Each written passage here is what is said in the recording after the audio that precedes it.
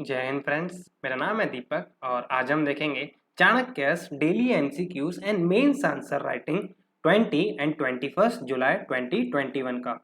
तो आगे बढ़ने से पहले मैं आपको एक रिक्वेस्ट करना चाहूँगा कि प्लीज़ आप इस वीडियो को लाइक कर लीजिए और चैनल को सब्सक्राइब कर लीजिए और जितना हो सके आप अपने फ्रेंड्स के साथ भी ये शेयर कीजिए ताकि प्रीलिम्स में उनको भी बहुत ज़्यादा फायदा हो सके। तो विदाउट वेस्टिंग मच टाइम हम स्टार्ट करते हैं। फर्स्ट क्वेश्चन है, parliamentary privileges are available to which of the following. इसका मतलब ये है कि जो पार्लियामेंट्री प्रिविलेजेस रहते हैं, पार्लियामेंट्री प्रिविलेजेस का मतलब होता है कि ऐसे प्रिविलेजेस, ऐसी कुछ इम्यूनिटीज जो कि पार्लियामेंट के मेंबर्स को दिए जाते हैं ताकि वो जो अपना काम है ना वो प्रॉपर ढंग से कर सकें। तो इस क्वेश्चन का मतलब ये है कि जो पार्लियामेंट्री प्रिविलेजेस होते हैं, इम्यूनिटीज होती हैं, वो आखिर किस किस को अवेलेबल होती हैं। फर्स्ट देखिए, cabinet ministers, B union ministers, third president या fourth attorney general of India. Option देखिए 1 2 2 3, 1 2 4 या 1 2 3 4। अब देखिए, no death due to lack of oxygen reported. आपको पता होगा सेंट्रल गवर्नमेंट ने राज्यसभा में ये कहा है, हेल्थ मिनिस्टर ने कहा है कि ऑक्सीजन की कमी की वजह से इंडिया में कोई भी डेथ नहीं हुई है। जो भी आपको आंकड़े दिखाए जा रहे हैं वो सब झूठ है, कोई भी नहीं मरा, सब मस्त बैठे हैं, कोरोना नाम की कोई चीज नहीं है और everything is fine under the government of mister Modi. तो गवर्नमेंट ने ये कहा है और उसके बाद इन्होंने कहा है, अपोजिशन पार्टीज ने कहा है कि हम हेल्थ मिनिस्टर के ऊपर मिसलीड करने का, पार्लियामेंट को मिसलीड करने के क्या करेंगे, पार्लियामेंट्री प्रिविलेजेस मोशन रहता है जिसका नाम है प्रिविलेज मोशन।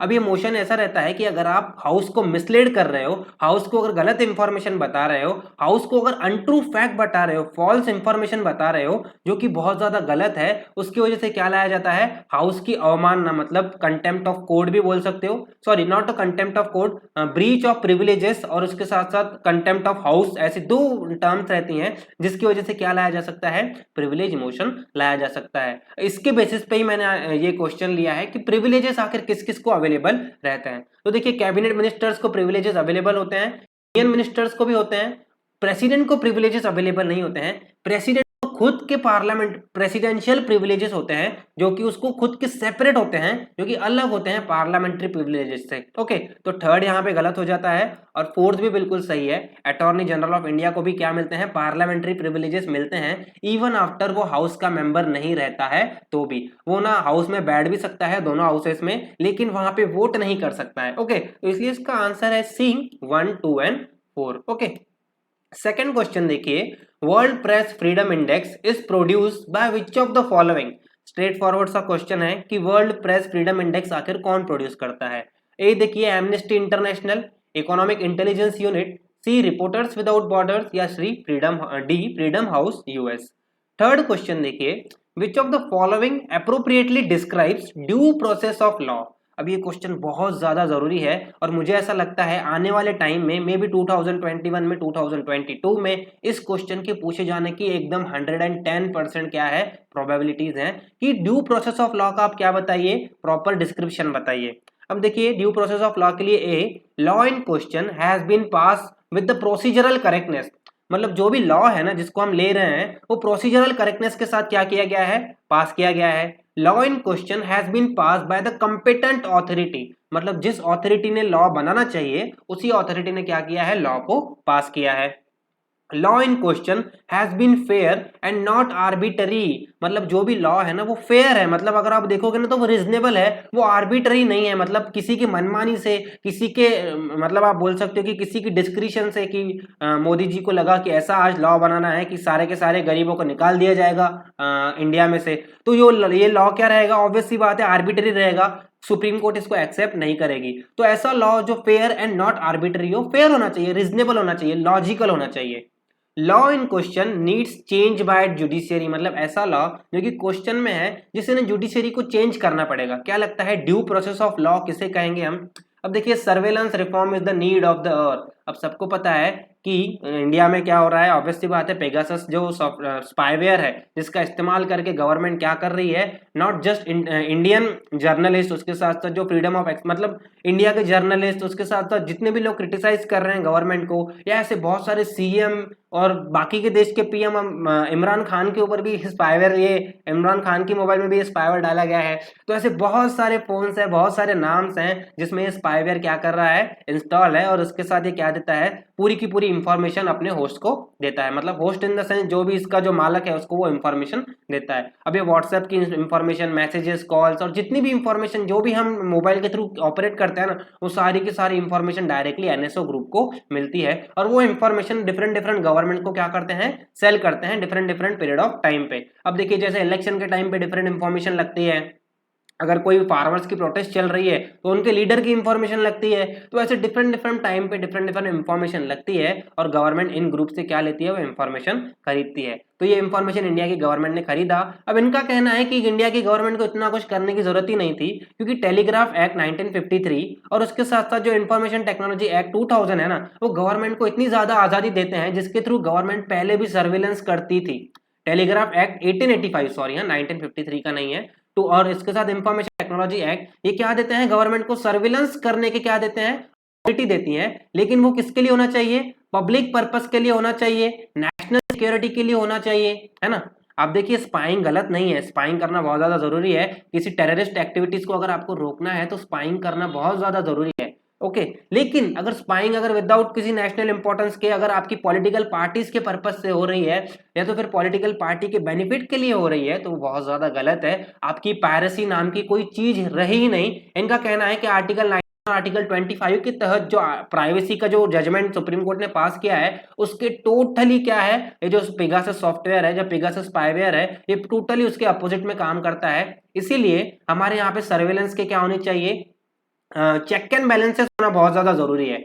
अब इनका कहना है कि सर्वेलेंस के राइट्स ना आप गवर्नमेंट से नहीं छीन सकते हो। ऑब्वियसली बात है, गवर्नमेंट के पास सर्वेलेंस के राइट्स होने चाहिए, लेकिन इसके लिए ना एक दूसरी ब्रांच के पास क्या होना चाहिए, चेक एंड बैलेंसेस की अथॉरिटी होनी चाहिए। अब देखिए अगर गवर्नमेंट सर्वेलेंस के पावर यूज कर रही है तो वो सही ढंग से यूज कर रही है कि नहीं, उससे प्रॉपर चेक करने के लिए किसका इन्होंने बताया है कि सुप्रीम कोर्ट क्या करे, इसके बीच में आए और सुप्रीम कोर्ट, डिस्ट्रिक्ट मैजिस्ट्रेट ये क्या करे, इनके ऊपर चेक एंड बैलेंसेस की अथॉरिटी बनाए रखे। तो इनका यही कहना है कि सर्वेलेंस बहुत ज्यादा जरूरी है सोसाइटी के लिए, सोसाइटी की स्टेबिलिटी बनाने के लिए। लेकिन सर्वेलेंस अगर किसी स्पेसिफिक पर्पज से हो रहा है, किसी पॉलिटिकल पर्पज से, या तो फिर किसी को फायदा पहुंचाने के लिए या किसी पर्टिकुलर पर्सन को नुकसान पहुंचाने के लिए, तो बहुत ज्यादा गलत है। इसके लिए इंस्टीट्यूशनल लेवल पे क्या होना चाहिए, तीनों डिफरेंट अथॉरिटी एक दूसरे को क्या करनी चाहिए, चेक एंड बैलेंसेस करनी चाहिए। इसका मतलब देखिए पार्लियामेंट को पहली बात तो इनको हर साल बताना पड़ेगा कि आपने कितने सर्वेलेंस किए, उससे फायदा कितनों का हुआ, कौन कौन लिस्ट पे थे सर्वेलेंस के। ऑब्वियसली बात है, अगर सुप्रीम कोर्ट के जजेस भी सर्वेलेंस की लिस्ट पे हैं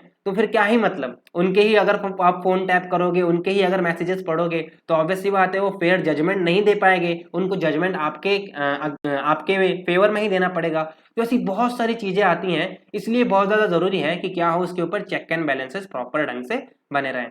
अब देखिए इनका कहना है इसलिए ड्यू प्रोसेस ऑफ लॉ होनी चाहिए, कोई भी आप एक्ट पास कर रहे हो तो ड्यू प्रोसेस ऑफ लॉ का मतलब होता है जो लॉ क्वेश्चन में है ना, वो फेयर होना चाहिए और नॉट एन आर्बिटरी नहीं होना चाहिए, किसी की मनमानी से वो लॉ पास नहीं होना चाहिए, वो फेयर, लॉजिकल, रीजनेबल होना चाहिए। और जो वर्ल्ड प्रेस फ्रीडम इंडेक्स है, ये लॉन्च करता है फ्रीडम रिपोर्टर्स विदाउट बॉर्डर्स, और इसके हिसाब से इंडिया का जो रैंक है ना 180 कंट्रीज में 142 है, क्योंकि इंडिया में जर्नलिस्ट की ज्यादा वैल्यू नहीं रहती है। इनका कहना है फ्रीडम ऑफ स्पीच के ऊपर बहुत ज्यादा गवर्नमेंट रिस्ट्रिक्शंस लगाती है, अभी नहीं, स्टार्टिंग से लेके since the time of British rule अभी तक वैसा का वैसा ही चल रहा है। जो ब्रिटिश के टाइम पे हमारा रैंक था ना 142 143, सेम रैंक हमारा अभी भी वैसा ही है। तब से लेके इंडिया में प्रेस के ऊपर बहुत ज्यादा क्या लगते हैं, रिस्ट्रिक्शंस और बहुत ज्यादा कंस्ट्रेंट्स लगाए जाते हैं, ओके। फोर्थ क्वेश्चन देखिए, India inequality report 2021, India's unequal health care story is launch by which of the following. अब देखिए ये भी स्ट्रेट फॉरवर्ड सा क्वेश्चन है, रिपोर्ट के बारे में है। रिपोर्ट के क्वेश्चन में छोड़ता नहीं हूं, क्योंकि कभी ना कभी यूपीएससी हर साल ना 2 या 3 क्वेश्चन रिपोर्ट के ऊपर पूछती ही है, इसलिए मैं हर एक रिपोर्ट कवर करने की यहाँ पे कोशिश करता हूँ। अब देखिए क्वेश्चन सीधा साधा स्ट्रेट फॉरवर्ड है कि India inequality report 2020, India's unequal health care story. Obviously बात है, इंडिया में इनइक्वल है, मतलब जो इंडिया का हेल्थ केयर सिस्टम है वो पूरा का पूरा अनइक्वल है, पुअर के लिए अलग काम करता है, रिच के लिए अलग काम करता है। ये रिपोर्ट आखिर किसने लॉन्च की है, ए यूनिसेफ, यूएनडीपी, ऑक्सफैम इंडिया या यूएन वुमेन। अब देखिए Oxfam report highlight sharp inequality in the health indicators general category is better then SC and ST. अब इन्होंने एक रिपोर्ट लॉन्च की है जिसका नाम देखिए, ऑक्सफैम ने लॉन्च की है ये रिपोर्ट, इंडिया इनइक्वालिटी रिपोर्ट 2021। इसमें बताया है कि जनरल जो है, मतलब जो ब्राह्मण्स हैं अगर आप बोल सकते हो, वो एससी एसटी से बेटर परफॉर्म करते हैं हेल्थ केयर इंडिकेटर्स में। उसके साथ साथ जो हिंदूज हैं आर बेटर देन मुस्लिम्स, वो बेटर परफॉर्म करते हैं मुस्लिम से। Rich are better than poor, obvious सी बात है। Men are better than women, men को ज्यादा अच्छा हेल्थ केयर मिलता है as compare to that of women, obvious सी बात है। Urban population is better than the rural population in care of health care indicators, मतलब जो अर्बन पॉपुलेशन है उनको बेटर हेल्थ केयर सिस्टम मिलता है, बेटर हेल्थ केयर फैसिलिटीज मिलती है as compare to that of the rural population. और ये जो डाटा इन्होंने किया है कलेक्ट, वो नेशनल फैमिली हेल्थ सर्वे 3 और 4 से किया है। इनका कहना है कि जो पॉपुलेशन है वो बहुत ज्यादा अभी भी इनइक्वालिटीज हैं, लेकिन ये इनइक्वालिटीज धीरे धीरे क्या हो रही हैं, कम हो रही हैं। ओके, मेंस का क्वेश्चन देखिए, India is nether a melting point, melting point का मतलब दिया है यहाँ पे diverse cultures blending into one common national identity. Melting point का मतलब होता है ऐसा पॉइंट, जैसे कि मेल्टिंग पॉट भी बोल सकते हो, कि यहाँ पे डिफरेंट डिफरेंट कल्चर्स आते हैं और वहां पे क्या हो जाते हैं, एक हो जाते हैं। और दूसरा है नॉर सलाद बॉल, इंडिया ना ही मेल्टिंग पॉइंट है ना सलाद है। सलाद बॉल में क्या होता है, डिफरेंट डिफरेंट टाइप के सलाद होते हैं जो तारक मेहता साहब खाते हैं।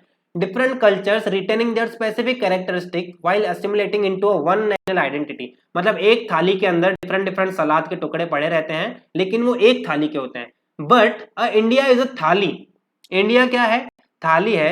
N Indian meal comprising separate dishes of a platter where they are in a specific ways, मतलब यहाँ पे डिफरेंट डिफरेंट मील्स आपको मिलेगी लेकिन सब एक दूसरे से क्या है, अलग है, और एक दूसरे के साथ क्या है, लेकिन रहते कहाँ है, वो एक ही इसमें रहते हैं। तो ऐसे क्वेश्चंस यूपीएससी बहुत बार पूछी है। यूपीएससी ने इसके पहले 2020 में क्वेश्चन पूछा था कि इंडिया क्या है, उन्होंने पूछा था कि मिनी इंडिया के बारे में पूछा था। तो सेम क्वेश्चन इसके बारे में भी हो सकता है कि इंडिया एक मेल्टिंग पॉइंट नहीं है, सलाद का बॉल भी नहीं है, लेकिन वो थाली है। अब देखिए इनका कहना है India is a radical otherness, मतलब इंडिया के लोगों का, अभी एक प्यू रिसर्च आया था, यूएस की फर्म है प्यू रिसर्च, उन्होंने रिसर्च किया और ये पता लगा कि कंसिडरेबल 84% ऑफ इंडियंस को लगता है कि वो रिलीजियस टॉलरेंस है, मतलब वो एक साथ रह सकते हैं। लेकिन अगर आप उन्हें देखोगे ना, अगर इंट्रिकेटली उनकी फैमिलीज और उनकी लाइफ को देखोगे ना, तो उनकी जो लाइफ है ना बहुत ज्यादा सिग्रीगेटेड है उन कम्युनिटी में। अगर आप शादी देखोगे, अगर आप किसी से मेल मिलाप देखोगे, तो जो मैरिजेस होती हैं वो तो कास्ट बेसिस पे ही होती हैं, रिलीजियस बेसिस पे होती हैं।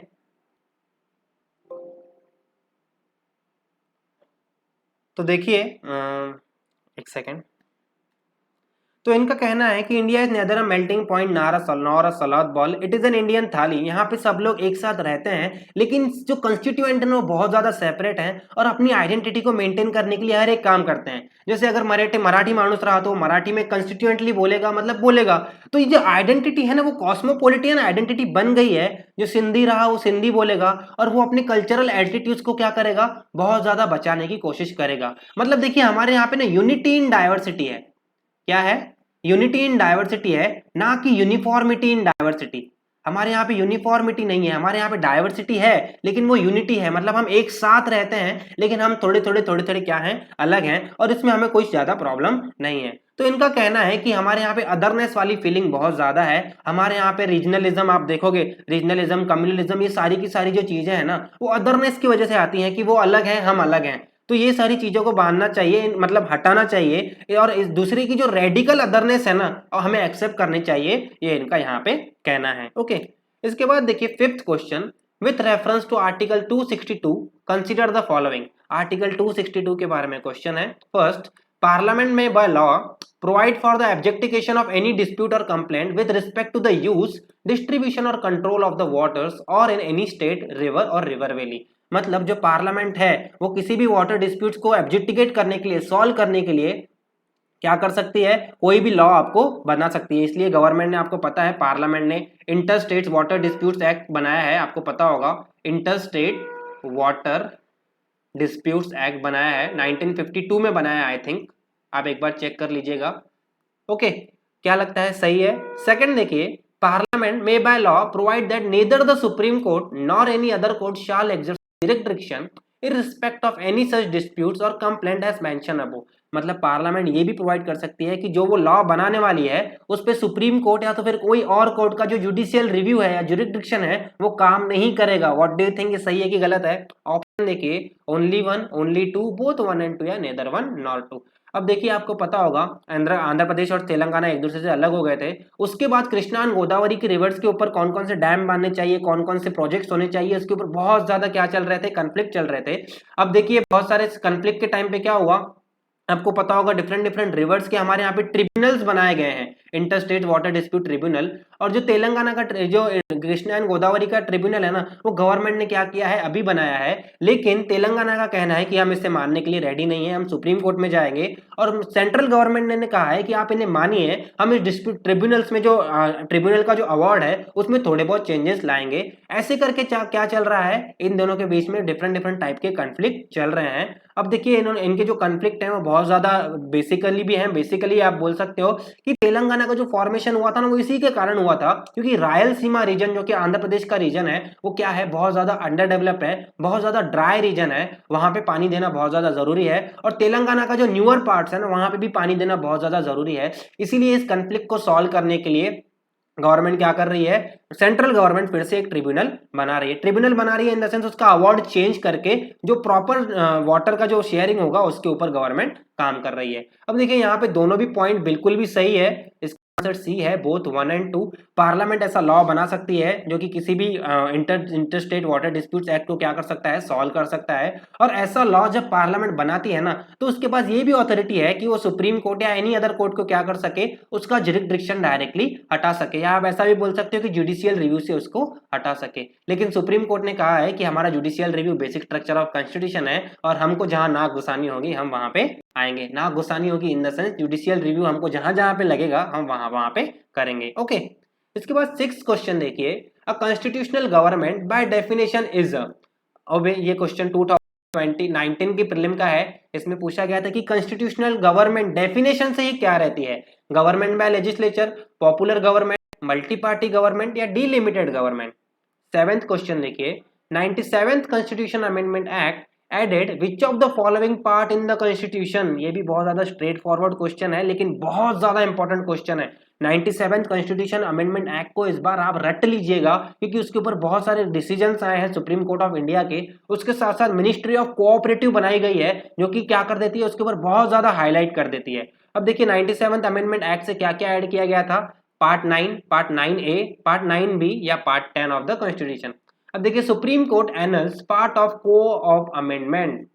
देखिए सुप्रीम कोर्ट ने क्या कर दिया है, वो जो पार्ट थे ना 97th कॉन्स्टिट्यूशन अमेंडमेंट एक्ट 2012 में पास किया गया था, जिसके तहत पार्ट 9B क्या किया गया था, ऐड किया था। अब 9A जो 9 है ना वो म्यूनसिपैलिटीज के लिए है, जो 76 जो म्यूनसिपैलिटीज पंचायत राज के टाइम पे ऐड किया गया था। और 9A किसके लिए है, और सॉरी ये 9 पंचायत राज के लिए है और 9A किसके लिए है, म्यूनसिपैलिटीज के लिए, मतलब अर्बन लोकल बॉडीज के लिए क्या है, 9A है। और 9B किसके लिए है, तो ये कोऑपरेटिव सोसाइटीज के लिए 97th अमेंडमेंट एक्ट 2012 के तहत क्या किया गया था, ऐड किया गया था, जिसमें ये बोला गया था कि स्टेट गवर्नमेंट और सेंट्रल गवर्नमेंट को क्या रहेगी, मैनेजमेंट ऑफ कोऑपरेटिव सोसाइटी की पूरी अथॉरिटी सेंट्रल गवर्नमेंट को रहेगी। अब सुप्रीम कोर्ट ने क्या किया है, सुप्रीम कोर्ट ने सीधा सीधा कहा है कि जो कोऑपरेटिव सोसाइटीज होती हैं वो किसके अंतर्गत आती हैं, स्टेट के एक्सक्लूसिव पावर के अंतर्गत आती हैं। इसीलिए सेंट्रल गवर्नमेंट ना उसके बीच में नहीं घुस सकता है। लेकिन हाँ 97th अमेंडमेंट एक्ट के तहत जो मल्टी स्टेट कोऑपरेटिव सोसाइटीज थी जो एक से ज्यादा स्टेट में है, वो किसके अंतर्गत है, वो सेंट्रल गवर्नमेंट के रूलिंग के अंतर्गत है। और सेंट्रल गवर्नमेंट क्या कर सकता है, उसके ऊपर लेजिस्लेशन कर सकता है। जो बाकी के जो पार्ट थे ना वो स्टेट गवर्नमेंट वाले, वो सुप्रीम कोर्ट ने डायरेक्टली क्या कर दिए हैं, एनल कर दिए हैं, मतलब डायरेक्टली हटा दिए हैं। और इसके साथ सुप्रीम कोर्ट ने फेडरलिज्म को क्या दिया है, बहुत बड़ा बूस्ट दिया है। अब देखिए पार्ट 9B के तहत आर्टिकल 243ZH से लेके तो आर्टिकल 243ZT तक क्या किए गए थे, डिफरेंट जो सेक्शंस थे, आर्टिकल्स थे, वो क्या किए गए थे, कॉन्स्टिट्यूशन में ऐड किए गए थे। ओके, अब देखिए it is declared that part 9B of the constitution is operative only insofar it is concern multi state cooperative societies both within the state and union territories.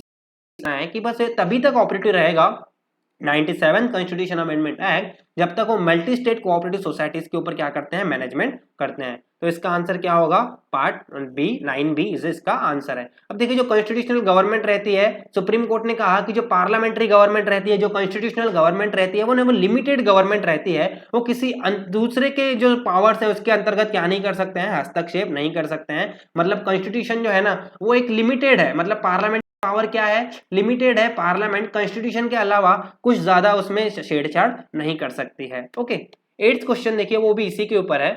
With reference to 97th constitution amendment act consider the following. First है, it introduce part 9B in the constitution dictating the management of cooperative societies. क्या लगता है 9B introduce किया गया था क्या? और second statement है, it exclude multi state cooperative societies as they are under the management of centre. ये मल्टी स्टेट कोऑपरेटिव सोसाइटीज को एक्सक्लूड करता है 97th कॉन्स्टिट्यूशन अमेंडमेंट एक्ट, क्योंकि वो मैनेजमेंट ऑफ सेंटर के अंतर्गत है। तो देखिए सेकंड स्टेटमेंट बिल्कुल गलत है।